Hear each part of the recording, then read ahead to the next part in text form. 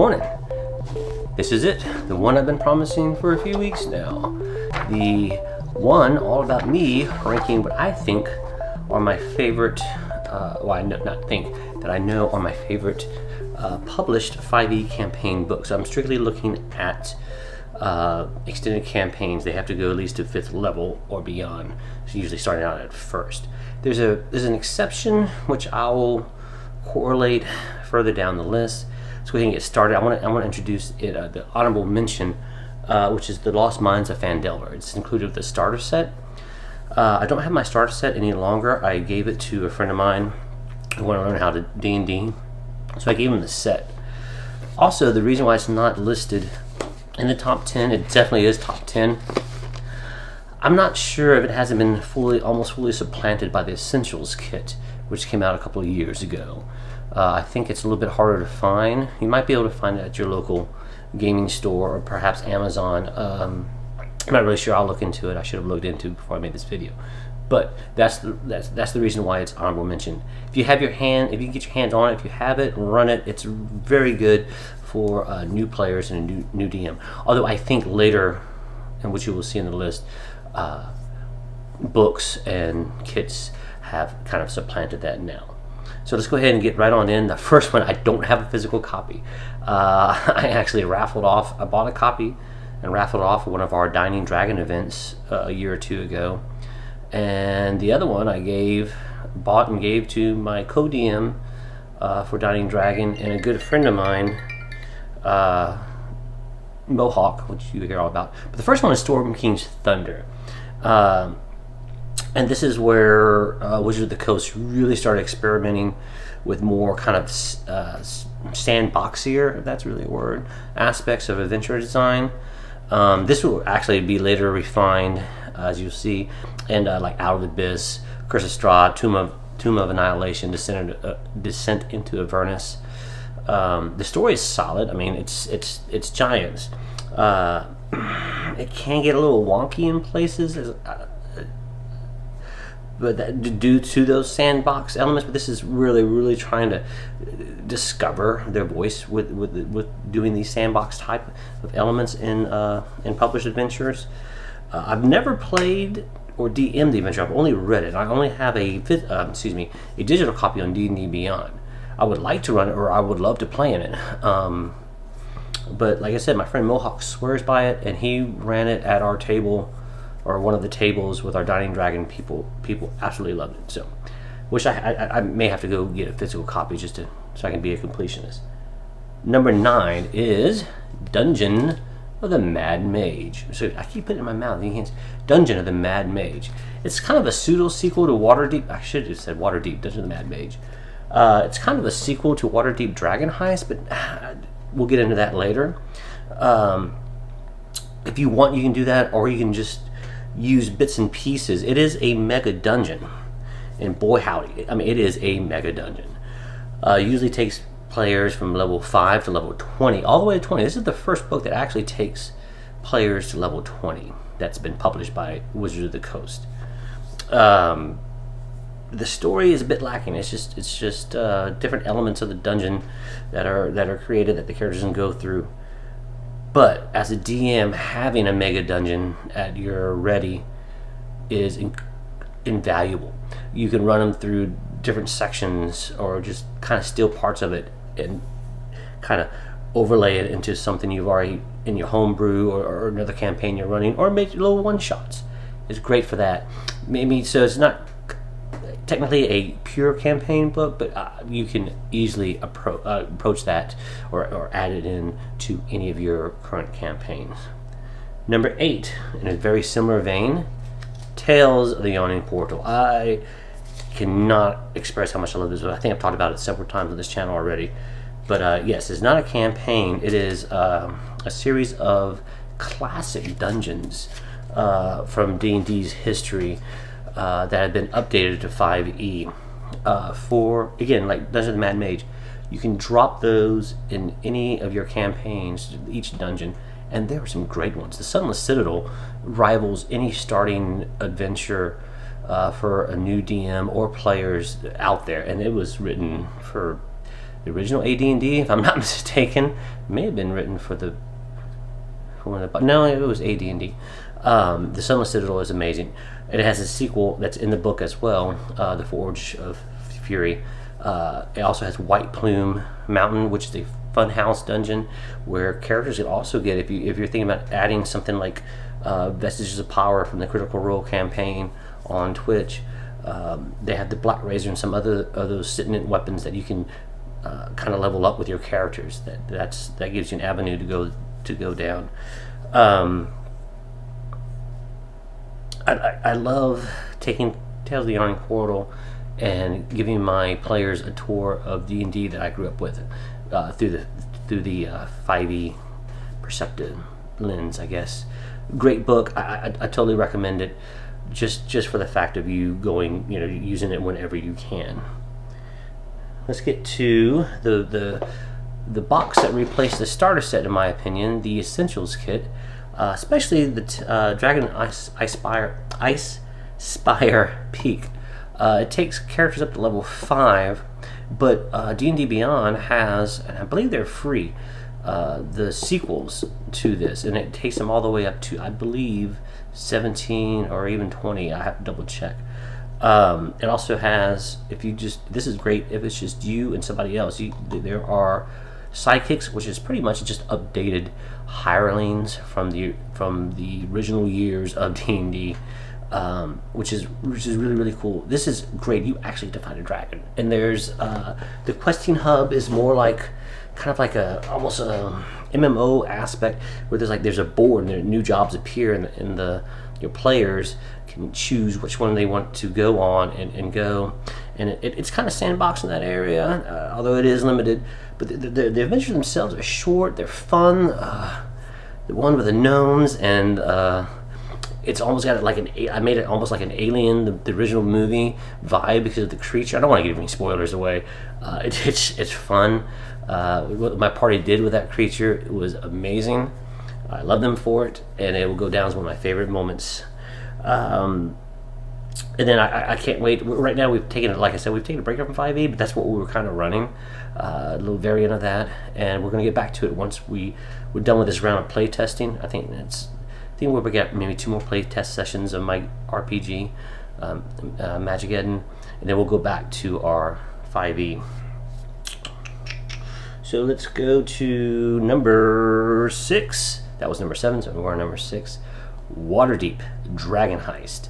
I think this actually beats Lost Mines of Phandelver as one of the best starting or introductory adventures for either dungeon masters or characters. One of the great things about it is the replayability. You have 4 different villains, and each villain is tied to a season, so you can run this 4 times with different outcomes, with different effects, different scenarios. It's amazing. It's not a lot of heisting, to be honest, but it's clever, it's fun. It takes your characters to the characters to level 5, and there's no learning curve. It just teaches you what you need to know, and it's fun, and your characters feel like they're doing something. It's an urban crawl. It's also a tavern simulator. It's really cool. I really like this a lot. It's fun, light, and tight is how I describe it. All right, number 5. This was originally this was ranked a little bit higher, maybe 1 or 2 spots. I think 1 spot, but it's Out of the Abyss. I had some time to reflect on it, and the story falls apart in the middle. But other than that, I mean, it's the Underdark, it's demons, it's mind flayers, it's drow. It's got some of the coolest and funnest, well, maybe not cool, but kind of the funnest NPCs in a while. Very sandbox. It's gonna take a little work on the DM's part to kind of get it to flow, but it's an valuable tool for running campaigns in the Underdark. You can pull. What I recommend is pulling from this and adding it into your current campaign, whether it's homebrew or not. If you want to run something that's Underdark based, do it. It's amazing. The opening is one of my favorite opening tropes. Is in media res. The characters are spoilers, are prisoners of the Drow and they have to escape, and it goes crazy from there. Love it. That's why. But I like I said, I started thinking about it, and some of the newer stuff kind of supplants this in the long run. Still, totally worth picking up just to run Underdark campaigns. Out of the Abyss, number 5. All right, we're halfway there. This is one of my favorite covers. But number 4 is Icewind Dale, Rime with a Frost Maiden. This is the newest one, and it's huge. It's 300 something pages. Usually the other ones are not that long. Let's see, 300, yeah, about 319 pages or so. What's really great is, let me find, there are 2 authors, Ashley Warren and Anne Gregerson, and they're actually well known, or pretty well known, or renowned. Authors are renowned on the DMs Guild. It's so great that Wizards of the Coast pulled some from that source and made them official. Icewind Dale, Rime of the Frost Maiden. Look at that cover, isn't that so cool? Is kind of a mixed mash of John Carpenter's The Thing and the first Alien movie. It's spooky paranoia horror with themes of isolation. There's an ending that the players can get to that's totally bonkers, totally like makes up whatever flaws in there, and there's a few flaws, but not a lot. That one of those endings, I want to run this just to see if they get to that ending, because that can set off a whole separate campaign. That's it's so good. It's so good. But the incredibly moody atmosphere. It's not totally set in the Source Coast region. Yay. Some really cool, totally pun intended, NPCs are in there.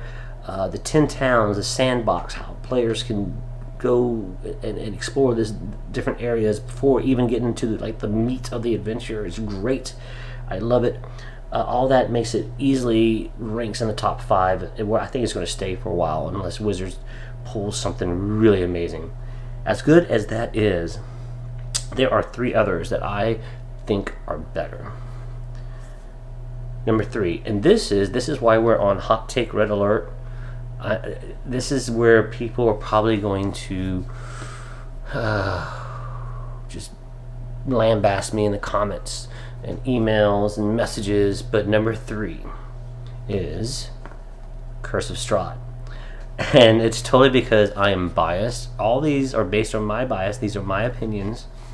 I don't like vampires. Never have. I can't explain it. I'm not a big fan. That being said, Strahd is an awesome villain. The campaign is set up beautifully. It can be sandboxy, but it's very, very leans into Gothic horror, which, even though I'm an old school punk goth, I'm not a big fan of Gothic horror. I don't know why. It's not my taste. I'd rather watch or read or do something else than Gothic horror. That being said, this could easily be number 1 if you're into all those. The Taraka deck is amazing. How it can set up the story. I love that. I love the Death House. Some people don't like the Death House. I love running the Death House. What I recommend, because a lot of people don't like the Death House, is taking your players in Waterdeep Dragon Heist, and after they finish that, you can easily shift them into the Curse of Strahd at 5th level. It's totally okay, and then run that from there. I think that would be a great thing to do. I'm sorry it's number 3. It's just my opinion. It's my biases. Feel free to correct me. I'm going to say you're wrong, but that's okay. I just stand by my opinion. Also, I tried to run this, and unfortunately, so many conflicting schedules, we had to stop. I would like to maybe play in it first. Maybe somebody will run it for me, and then I can express maybe more thoughts on it. Anyway, number 3, Curse of Strahd. Number 2, because this is going to push almost all my major buttons, but it's Tomb of Annihilation. Number one thing I like about this is that Pendleton Ward helped with the creative writing of this. The guy who did Adventure Time. Also, I mean, it's Tomb of Annihilation. It's got it brings back the hex crawl or exploration as it's called in 5e. It's got tomb dwarves. Come on, man, tomb dwarves. It's got dinosaurs, zombie dinosaurs that's bombing out other zombies. Dinosaur races. How can you not like this? Also, the best reimagination of Tomb of Horrors is at the end of this. Plus, the greatest, one of the greatest, let's say arguably one of the greatest boss fights in a camp or a published adventure by Wizard of the Coast. You cannot go wrong with this. I love this. I love this so much. But unfortunately, one has taken the number one spot. One is better than this, than dinosaurs. Yeah, who would have thought?